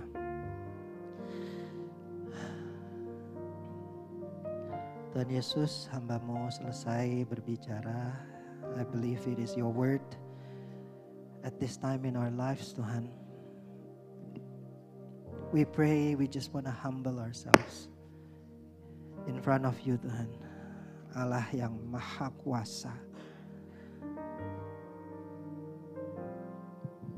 Kami mau taat padamu, dan kami mau juga hidup takut akan Engkau, Tuhan. We want to humble ourselves under your mighty power, Tuhan. Kami mau serahkan semuanya kepadamu, Tuhan. It is not about our time, it is not about apa yang kami mau. But we want your will to be done in our lives, Tuhan. Saat ini, semua kekhawatiran kami, semua kegalauan kami, semua yang kami takutkan dalam hidup ini, semua masalah dalam kehidupan kami berdoa, jangan sampai itu mengambil posisimu dalam kehidupan kami. Jangan sampai itu semua lebih besar daripada Engkau dalam kehidupan kami. Kami mau berdoa, kami mau mengakui keagungan-Mu, kekuatan-Mu, kehebatan-Mu, kekuasaan-Mu, keajaiban-Mu, Tuhan, melampaui segalanya.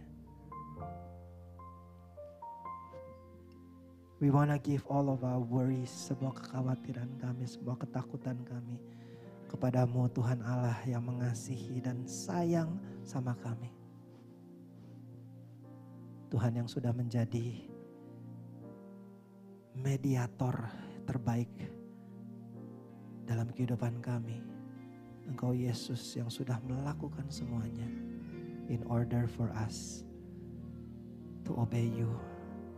Kami mengucap syukur, Tuhan. Kami mengucap syukur, Roh Kudus. Hamba-Mu berdoa saat ini. Bergeraklah, sentuh hati kami. Ubahkan cara kami berpikir. Segala sesuatu yang kami pegang erat, yang belum bisa kami lepaskan. Saat ini hamba-Mu berdoa, Kau mau lembutkan hati kami supaya kami mau lepaskan di hadapan-Mu, Tuhan. We wanna let go semua yang menghambat Engkau berkuasa atas kehidupan kami. We wanna let you be God in our lives. Engkau menjadi Tuhan atas kehidupan kami. Engkau sudah menjadi juru selamat, tapi biarlah kami menjadikan-Mu Tuhan atas kehidupan kami.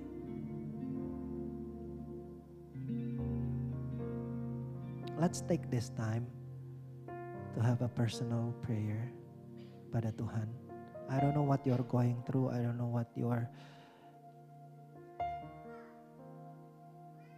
what's happening in your lives. Only you know. And I believe God is a personal God. cara dia handle Yusuf berbeda dengan cara dia handle Elisa. And I believe God will meet you di tempat di mana engkau ada.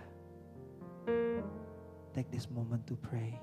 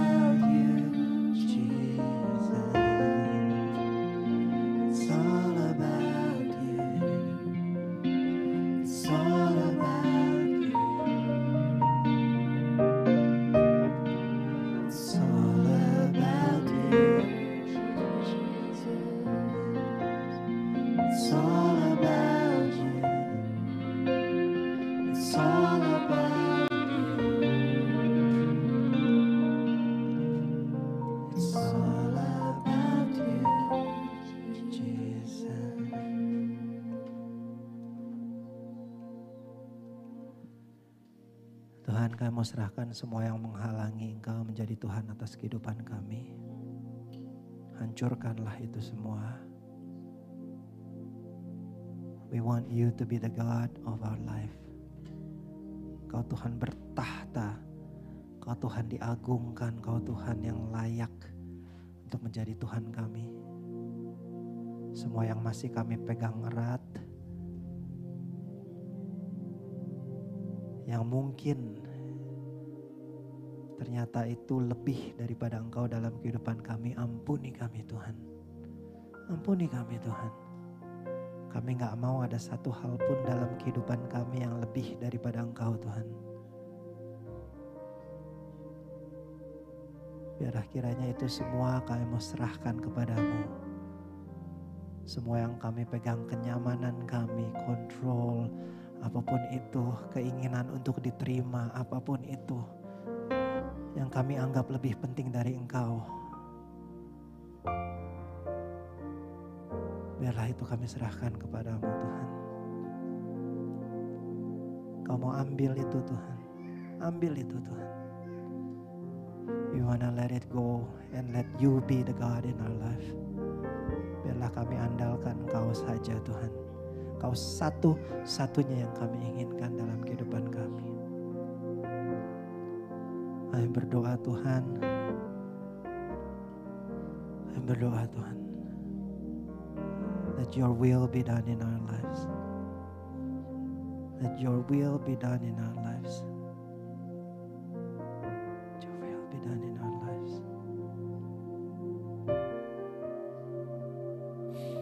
Tuhan gembalaku yang baik, Mazmur Daud. Tuhan adalah gembalaku. Takkan kekurangan aku. Ia membaringkan aku di padang yang berumput hijau. Ia membimbing aku ke air yang tenang. Ia menyegarkan jiwaku. Ia menuntun aku di jalan yang benar. Oleh karena namanya. Sekalipun aku berjalan dalam lembah kekelaman, aku tidak takut bahaya. Sebab Engkau besertaku. Gadamu dan tongkatmu itulah yang menghibur aku. Engkau menyediakan bagiku hidangan di hadapan lawanku. Engkau mengurapi kepalaku dengan minyak, pialaku penuh melimpah. Kebajikan dan kemurahan belaka yang akan mengikuti aku seumur hidupku. Dan aku akan diam dalam rumah Tuhan sepanjang masa. We just wanna abide in you Tuhan. Bertumbuh di tepi aliran sungai-Mu Tuhan.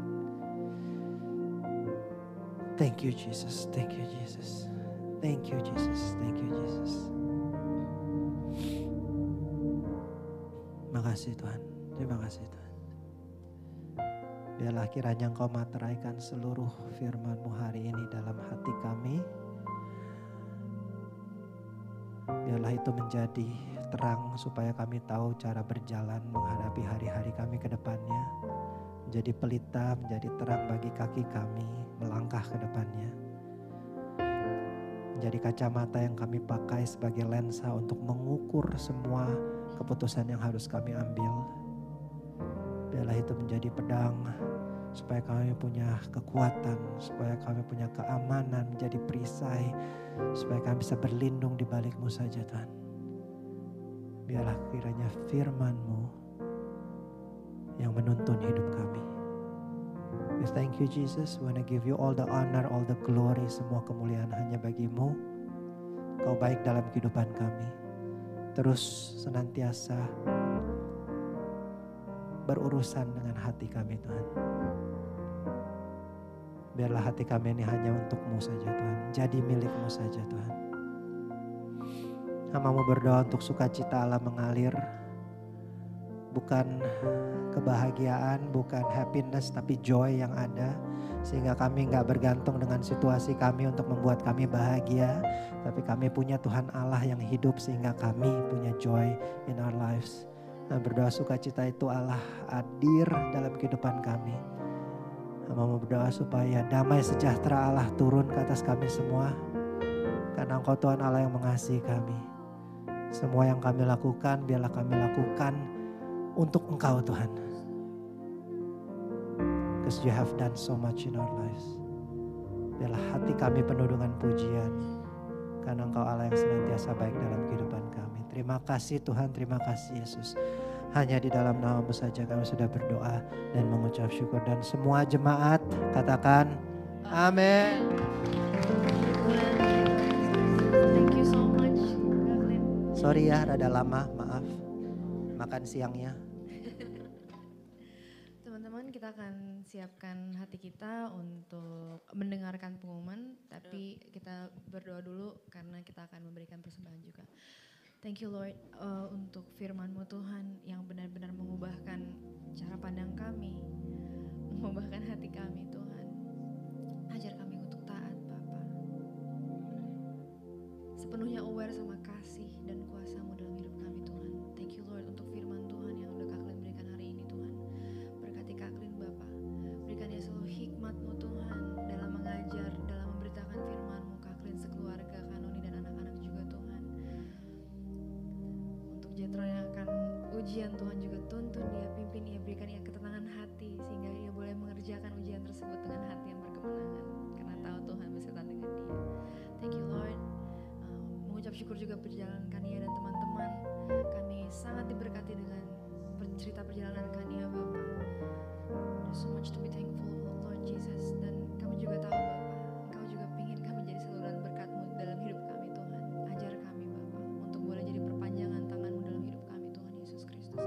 Melalui area apapun, melalui bidang apapun, kami percaya Tuhan taruh di hati kami. Dan Tuhan yang berikan kami ketaatan untuk boleh melakukan apa yang jadi kehendak-Mu dalam kehidupan kami. Tuhan, kami akan memberikan persembahan-Mu Tuhan, mengucap syukur untuk berkat yang Tuhan izinkan ada di hidup kami dan boleh kami kelola. Berikan kami hikmat dalam mengelola berkat tersebut Tuhan Yesus Kristus. Kami akan mengembalikan persembahan kami Tuhan. Engkau yang berkati menjadi pekerjaan-Mu yang baik Tuhan Yesus. Thank you Lord God, haleluya, amin. Ya, kalau mau ini persembahan bisa scan QR-nya di sini. Teman-teman ada kejauhan juga ada Leo di sebelah belakang sana juga yang bisa. pegang barcode-nya mungkin lebih dekat. Itu Leo sebelah sini teman-teman. Oke, berikutnya. Oke, Connect Community. Di CCW ada 3 Connect Community. Connect Community itu kayak konsel ya. siapa tahu belum tahu. Ada di City Central, ini kebanyakan profesional muda, singles, dan yang mungkin menuju menikah. City Central, ini biasanya di sekitar Jakarta Pusat. Terus juga ada yang West Jakarta, ini kebanyakan couples di Jakarta Barat. Dan yang terbaru ada di Bintaro. Next. Oke, Jen, Cece, intinya itu. Lanjut, ada Creative Kids. Ini tiap minggu jam 10 di level M untuk Tiny Warriors dari usia 0 sampai 5 tahun, Kingdom Kids dari usia 6 sampai 10 tahun, dan di Midspace ini untuk Blast Squad usia 11 sampai 12 tahun. Biasanya tuh anak-anak ikut worship dulu ya, baru nanti ketika kita dengar khotbah mereka ikut keluar sama teachers-nya. Kalau testimony and prayers, teman-teman kalau misalnya butuh doa ataupun mungkin ada kesaksian yang mau diceritakan, bisa hubungi nomor yang di situ. Semua permintaan doa itu private dan rahasia. Next. Oke, di bulan April Bible reading ini untuk kejadian 1 sampai 28. Ya. Next. Oke, ini singles gathering. Woot. Oke, untuk singles kita akan mengadakan gathering dengan judul Living Out Love. Jadinya ini yang awalnya harusnya Sabtu kemarin tapi dijadikan ditunda ke 28 April minggu depan setelah ibadah jam 1 sampai jam 5 sore di sini juga. Yep. Ada yang perlu, yang mau ini nggak? Mungkin aku tambahin sedikit, kalau di sini di CCW kita sebut single itu berarti belum menikah ya. Jadi those of you yang masih pacaran, you are very very encouraged to join juga karena kita nanti akan dilayani oleh CCW leader sendiri, di mana kita akan banyak banget share a lot of good values, good stories, experiences, dan aku yakin besi menajamkan besi ya gitu. Jadi di tempat ini we grow together. Aku yakin banget value-value itu pasti bagus gitu ya. Nggak ada yang sempurna, nggak ada orang yang sempurna. There's no walk of life yang perfect gitu ya, yang bisa bikin kita kayak jadi couple yang sempurna, nggak ada gitu. Tapi even as a single person, you can live out the purpose of God in your life secara maksimal gitu. And even as a couple and you're entering into courtship atau mungkin sekarang lagi masa PDKT ya kan, mungkin lagi masa kayak menunggu dilamar atau masa menunggu udah selesai lamaran menunggu menikah, I believe you will learn something gitu in this meeting, oke? Tapi nggak ada linknya di sini ya? Oh, nanti bisa kontak saudara tercinta kita Afro. Kalau nggak salah di IG story-nya cewek juga ada. Betul. Dipantau terus dari IG story, kalau ada QR code-nya bisa sign up di sana. Buruan karena kita akan pesan makan, kita akan mungkin ada kayak games dan segala macam yang harus dipersiapkan. Jadi the soonest you can sign up, the better. Jadi kontak CC leader kalian masing-masing. Of course yang di mostly CC aku ya di City Central gitu. Jadi guys, aku lihat ya. Yang masih single-single yang belum daftar nih, ayo buruan. By the way, it's open for public. Baru aku mau tanya, boleh ajak temen nggak? Boleh di-share di boleh banget Instagram kita nggak biar lebih banyak yang datang? Teman kantor sebelah cubicle, single, satu value, seagama, masih nggak apa-apa ya. Kalau beda agama soalnya saya agak takut. Berbeda nanti alirannya. Tapi ya di-invite aja ya, tetangga, teman kecil, teman kuliah, teman SD, teman SMA, cem-ceman, abang ade ya kan, invite aja. Tidak, abang ade enggak sih, stop. Abang ade Indomie. Oh, udah kemarin, udah so yesterday ya abang ade. Iya kakak ade. Iya itu aja ya. Oke, yang single pantau ya. Apro, saatnya mepet after service. Asik. Udah tinggal minggu depan guys, jadi Betul. langsung aja daftar. Betul. Alright, up next we're gonna watch a video that is very interesting. Yuk kita nonton videonya.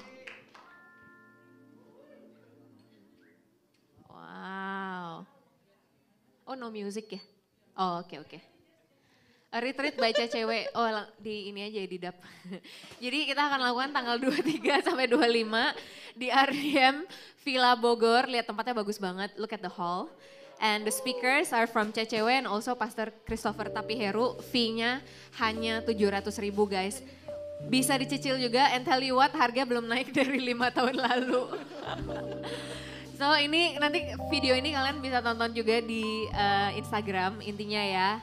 Nah ini slide-nya so you can see. Tell you what, is a very very good deal. It's gonna be fully packed with a lot of amazing bukan cuman sermon aja ya, tapi activity-nya, bonding-nya, fellowship-nya, all the food they're very good juga. Tempatnya juga sangat nyaman sebenarnya dan of course it's been a while since we do retreat together as a church and I believe it's going to be a good experience ya. Terus aku juga mau encourage buat teman-teman yang belum mendaftar, segera mendaftar lewat QR code di sini. So far dari target kita baru dapat pendaftaran sekitar 30%, ya. It's not about that sebenarnya, cuman the Bible tell us that if there's good news you have to preach it. Kayak ini adalah suatu deal yang bagus banget. It's going to be a good experience for everyone. Jadi I want to encourage everyone to experience the same. Karena aku yakin juga dari dari pembicaraan kemarin dengan komite aja kayak oke, Manda, kita udah harus persiapkan semua members gitu untuk bisa siap datang ke retreat ini karena it's going to be very good gitu sampai harus dipersiapkan selama CC gitu loh. Jadi aku pengen invite benar-benar teman-teman quickly block your dates karena memang itu ada tanggal kejepit ya di hari Jumat. Kalau yang perlu ambil cuti, please apply your leave as soon as possible supaya dapat approval dan segera daftar. Nanti kalau ada pertanyaan apapun mengenai penginapan di sana, whether you allergic to this and that, whether you can do this atau nggak bisa gitu, bisa approach CC leadernya masing-masing. Atau kalian bisa kontak Nelson dan Jonathan Puspito yang duduk di sini. Jadi semua they are leading the retreat ya. Jadi kalian bisa tanya semua detail. Dan kenapa aku encourage buat secepatnya daftar karena the team they are preparing for games, they are preparing for food, they are preparing for a lot of things. Nanti akan print kaos lah, akan bikin merchandise dan segala macam. And those things take time.